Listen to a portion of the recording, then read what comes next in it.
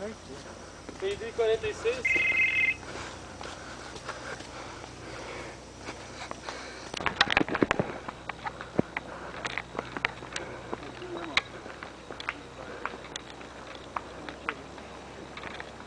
Ah, vai puxar o força pra cá.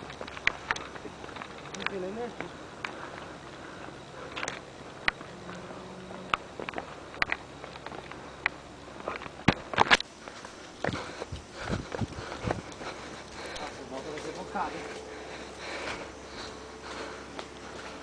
Vamos voltar agora?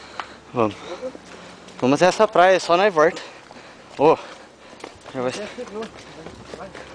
Ah, é aqui? Acabou a trilha? Graças a Deus.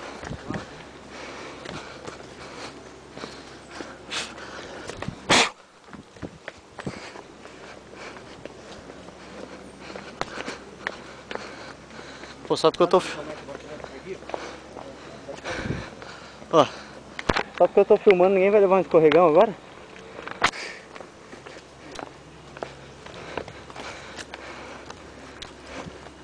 Escorrega aí, caboclo. Então? Não, vai ficar aqui umas 3 horas pra descansar.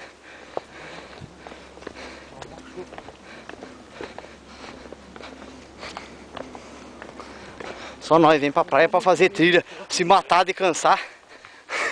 Olha, eu tô suando que nem um porco.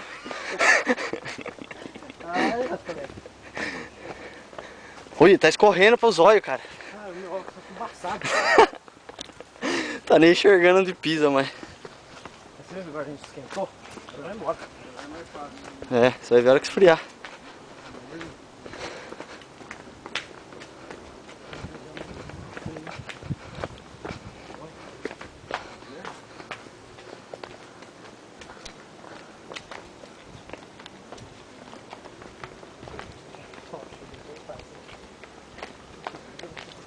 Nossa, eu vou voltar isso aqui não vai dar não.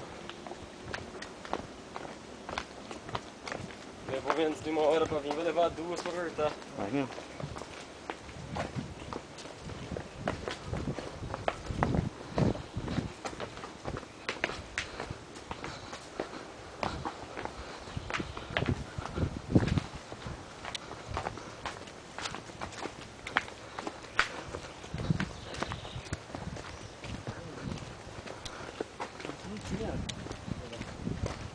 Não tinha eletricidade?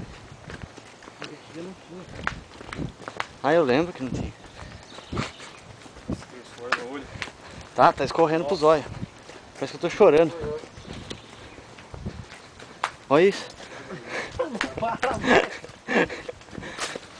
Nossa, quanto tempo eu não suava de escorrer assim, rapaz.